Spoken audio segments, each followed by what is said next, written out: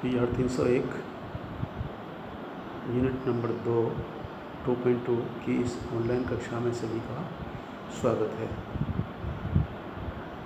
2.2 pulping and bleaching से संबंधित है और पल्पिंग का संबंध पेपर निर्माण विधि से है। पेपर मैन्युफैक्चरिंग प्रोसेस के एक अध्याय में हमने कुछ बताया था कि रॉ मटेरियल को प्रोसेसिंग करके पेपर का रूप दिया जाता है। तो कोई चीज़ डायरेक्ट पेपर नहीं बनती, पहले रॉ मटेरियल होगा, फिर उसको हम कुछ एक रेशे युक्त पदार्थ में कन्वर्ट करेंगे, फिर रेशियो को हम एक समेट करके एक लेयर का इवन लेयर का रूप देंगे, फिर उसको अच्छी तरह से प्रेस करके कैलेंडर करके एक फिनिश्ड पेपर बनाते हैं। यानी पेपर मैन्युफैक्चरिंग में रॉ मटेरियल, पल्पिंग,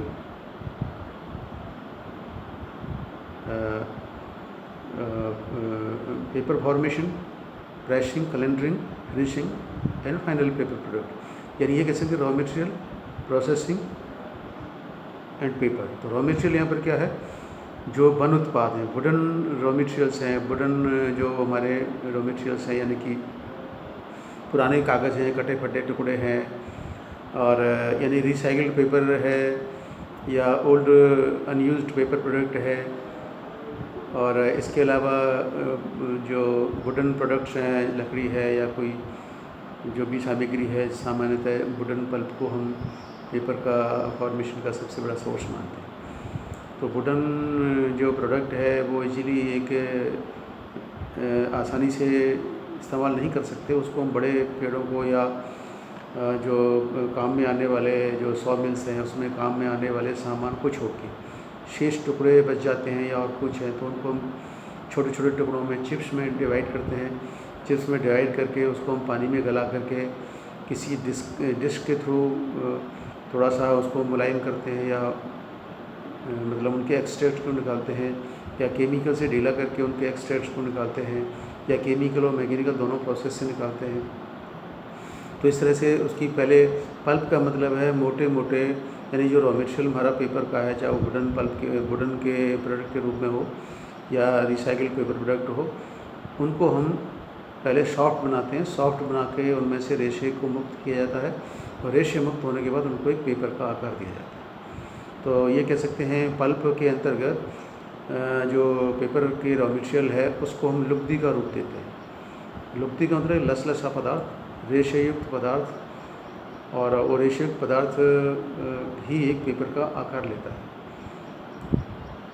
इसमें दूसरा टर्म ब्लीचिंग है। ब्लीचिंग में क्या है कि हम पल्प की जो गंदगी है या उसमें जो उसका मटमैला रंग है उसको साफ़ किया जाता है, और उसके कलर को एक तरह से रिमूव करके उसमें वाइटनेस लाई जाती है। तो पल्पिंग में वुडन चिप्स को हम डिज़ोल्व करते हैं पानी या केमिकल या डिस्क रिवॉल्विंग के द्वारा, और ब्लीचिंग में हम उसके कलर को चेंज करते हैं।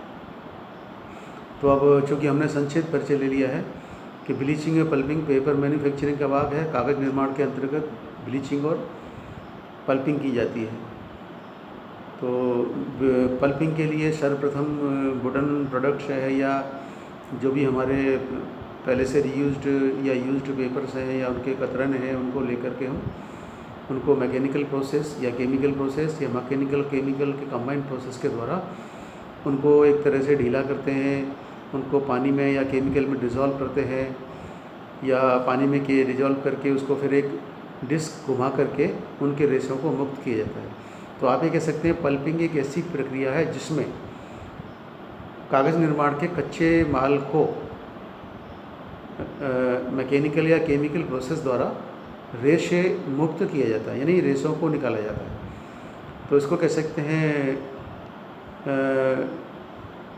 To extract fibres from the wooden products by any process may be known as pulping process, यानी कि पल्पिंग क्रिया के द्वारा, लुगदी निर्माण की क्रिया के द्वारा पेपर प्रोडक्ट के या पेपर के कच्चे माल, पेपर निर्माण के कच्चे माल को हम केमिकल या वाटर वेस्ट एक साधन से ढीला करके उसको डिज़ोल्व करके उसको मैकेनिकल या केमिकल प्रोसेस द्वारा लुगदी में कन्वर्ट किया जाता है। तो दूसरे शब्दों में कह सकते हैं पेपर निर्माण के कच्चे माल को लुगदी का रूप देने की क्रिया पल्पिंग कहलाती है। पल्पिंग के अंतर्गत वुडन प्रोडक्ट के या रिसाइकिल्ड पेपर्स के जो भी हमारे पेपर यूज्ड जो प्रोडक्ट हैं उनको लेकर के हम पानी या केमिकल में डिज़ोल्व करके उनको ढीला करते हैं और उनको एक निश्चित विधि द्वारा रेत से मुक्त करते हैं। यानी कच्चे माल में से रेशों का मुक्त करना, to liberate the fibres from the raw material of wooden और ऑलरेडी पेपर यूज्ड प्रोडक्ट्स, वो हमारा पल्पिंग कहलाता है। तो फिर आप संक्षेप में कह सकते हैं कि पेपर निर्माण के कच्चे माल में से रेशों को मुक्त करने की प्रक्रिया पल्पिंग है। Pulping chemical pulping, mechanical pulping और मैकेनिकल और केमिकल पल्पिंग दोनों का कॉम्बिनेशन हो सकता है। मैकेनिकल पल्पिंग में हम एक रिवॉल्विंग यानी घूमती हुई डिस्क के द्वारा पानी में ढीले हुए जो वुडन चिप्स हैं उनको हम घुमा करके रेशे मुक्त करते हैं। और केमिकल पल्पिंग में हम सोडियम सल्फाइड के केमिकल एजेंट द्वारा उनको ढीला कर दिया, डिज़ोल्व करके उनको रेशे मुक्त करते हैं। इसके अलावा दूसरी प्रक्रिया इसमें ब्लीचिंग है। ब्लीचिंग में लुगदी को एक नया रूप दिया जाता है। लुगदी का जो मटमैला रंग है उसे साफ़ किया जाता है। उसमें रंग को रोकने वाले यानी रंग में सफ़ेदी को पैदा होने से रोकने वाले एजेंट को दूर किया जाता है और ब्लीचिंग प्रक्रिया के द्वारा उसमें वाइटनेस पैदा की जाती है। तो आप कह सकते हैं कि पल्पिंग के मटमैले रंग को दूर करने और उसके कलर को चमकीला बनाने और पेपर के लुगदी में सफ़ेदी पैदा करने के लिए जो क्रिया की जाती है वो ब्लीचिंग कहलाती है। यानी bleaching is a special technique to create whiteness in pulping of the paper. इसके लिए भी कुछ केमिकल्स हैं जिनको हम प्रयोग करते हैं। इन केमिकल्स में है ब्लीचिंग का प्रमुख केमिकल एजेंट है hydrogen peroxide, sodium dithionite. Hydrogen peroxide और सोडियम डिथोनाइट केमिकल एजेंट है जो ब्लीचिंग के लिए प्रयुक्त होते हैं। यानी कि ब्लीचिंग लुगदी में मटमैले रंग को दूर करने, उसके रंग को परिवर्तित करने और उसमें सफ़ेदी पैदा करने की प्रक्रिया है। तो पल्पिंग और ब्लीचिंग की ये दोनों प्रक्रिया जानने के बाद हम ये कह सकते हैं पेपर निर्माण की प्रक्रिया के अंतर्गत पेपर निर्माण के समस्त कच्चे माल को लुगदी का रूप दिया जाता है और लुगदी का रूप देके उस लुगदी के रंग को परिवर्तित करके उसमें सफ़ेदी पैदा की जाती है।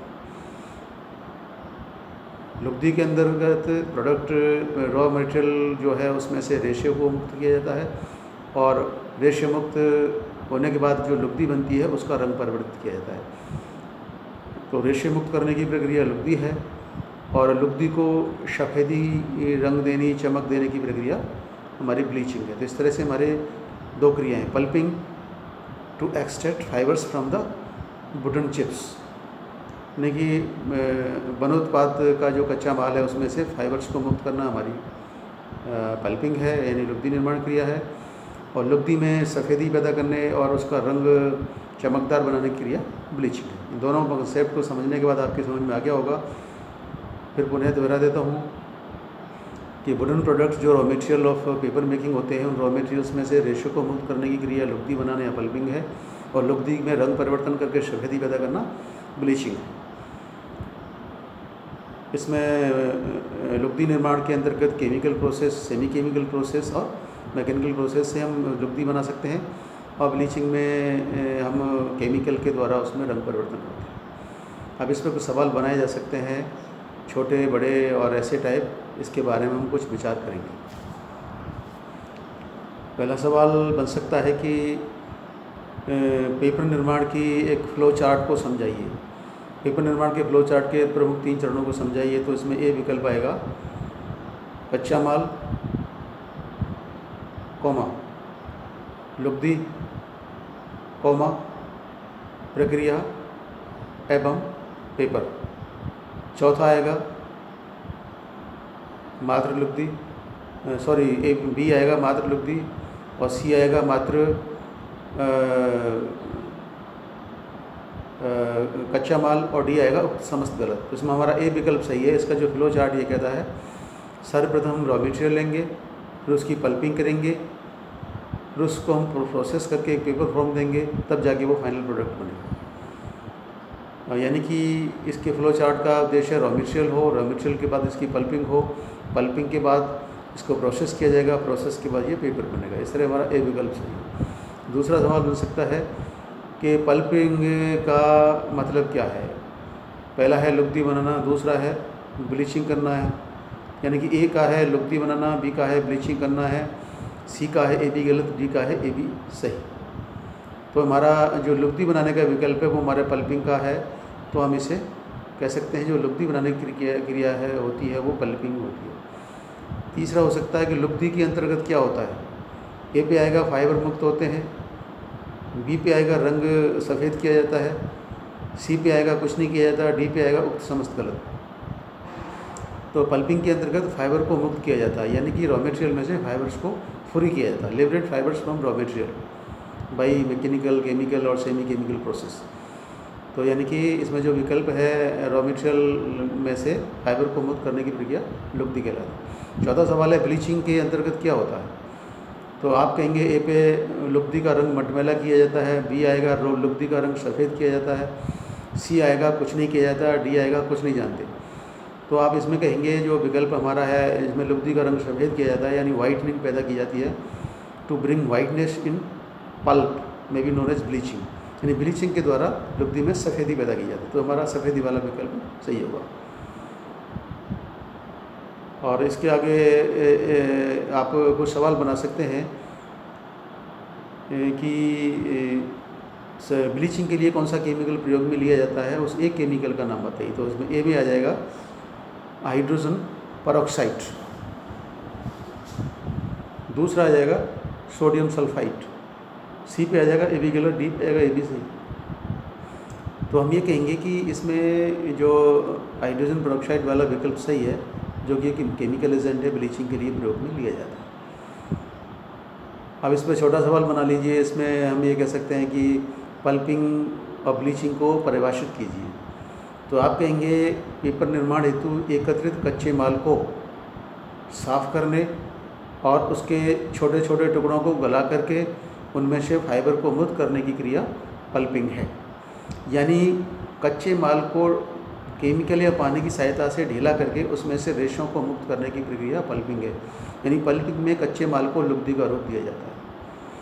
और संक्षेप में कह सकते हैं पेपर रॉ मटेरियल में से फाइबर्स को निकालना लुगदी निर्माण की क्रिया है। ब्लीचिंग में आप कह सकते हैं लुगदी का रंग परिवर्तन करना ब्लीचिंग क्रिया है। ब्लीचिंग क्रिया के अंतर्गत लुगदी को के मटमैले या धुंधले रंग को साफ करके उसमें वाइटनेस पैदा की जाती है, यानी ये सफ़ेदी पैदा करने की प्रक्रिया और लुगदी के रंग में वाइटनेस पैदा की जाती है। अब बड़ा सवाल बना सकते हैं पेपर निर्माण की प्रक्रिया के अंतर्गत पल्पिंग और ब्लीचिंग क्या है, और पल्पिंग और ब्लीचिंग की क्रिया को संक्षेप में समझाइए। तो आप कहेंगे पेपर निर्माण की प्रक्रिया के अंतर्गत कच्चे माल को एक पेपर के आकार में लाया जाता है। कच्चा माल मान लीजिए लकड़ी के बहुत सारे टुकड़े हैं या चिप्स हैं, वो ऑटोमेटिक पेपर नहीं बनती, उसके लिए एक प्रोसेस होती है।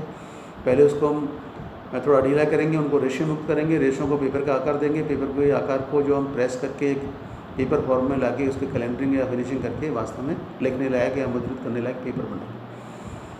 तो पेपर निर्माण की पहली प्रक्रिया लुगदी निर्माण है, यानी जो कच्चा माल हमने वुडन प्रोडक्ट के रूप में या रेडीमेड या ऑलरेडी रीयूज्ड पेपर्स के रूप में हमने लिया है, जो पेपर की कतरनें हैं या लकड़ी के टुकड़े हैं या वुडन चिप्स हैं, उनको हम केमिकल या पानी में गला करके उनको ढीला करके हम एक उनका फाइबर्स निकालते हैं।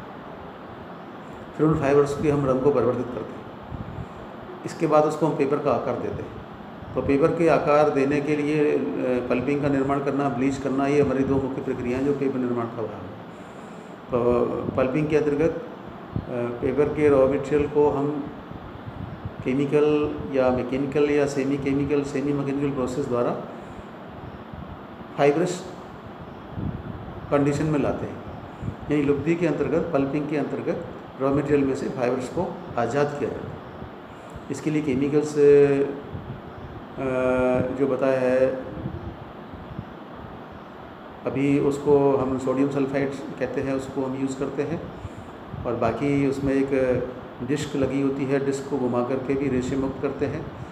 तो इस तरह केमिकल, सेमी केमिकल या सेमी मैकेनिकल प्रोसेस द्वारा हम लुगदी बनाते हैं। ब्लीचिंग के अंतर्गत रेडी जो लुगदी हमारी चाहे केमिकल प्रोसेस की है, चाहे सेमी केमिकल या सेमी मैकेनिकल या मैकेनिकल प्रोसेस से लुगदी बनी है उसके रंग को परिवर्तित करते हैं और लुगदी में हम वाइटनेस लाने का प्रयास करते हैं। इसके लिए हाइड्रोजन पेरोक्साइड के केमिकल एजेंट का प्रयोग किया जाता है। तो लुगदी निर्माण हमारे लिए बहुत ही इम्पोर्टेंट भाग है। इसमें रेशे मुक्त होंगे, सही होंगे, उनका रंग अच्छा होगा तो हमारा जो भी पेपर बनेगा उसकी क्वालिटी उससे डिसाइड होती है। रेशों की जो भी है उसका स्ट्रेंथ है या उनकी जो मजबूती से बंधी होने की कंडीशन है वो सब हमारे पेपर की क्वालिटी से संबंधित होती है। इस तरह से हमने लुगदी निर्माण की प्रक्रिया और ब्लीचिंग की प्रक्रिया को समझा है। और इस तरह से आप और पढ़ना चाहें तो अनुपम प्रकाशन की मुद्रण शाहियाँ एवं कागज़ या इंग्लिश में प्रिंटिंग इंक्स एंड पेपर पढ़ सकते हैं। इसके अतिरिक्त इस टॉपिक पे कुछ पहले भी एक ई लेक्चर मौजूद है, उसे देख सकते हैं, इसको देख सकते हैं। इसके अलावा आपको हिंदी के नोट्स मिल जाएंगे या मेरे इंटरनेट पर उपलब्ध वो पढ़ सकते हैं। और मैं सोचता हूँ छोटे सवाल बड़े सवाल के लिए पर्याप्त है। बाकी और आप इंटरनेट पर, चूँकि अंग्रेज़ी एक भाषा के रूप में, तो आप अंग्रेज़ी की मार्फत समझ के भी और तैयारी कर सकते हैं। इस कक्षा में आने के लिए सभी छात्रों का बहुत बहुत धन्यवाद।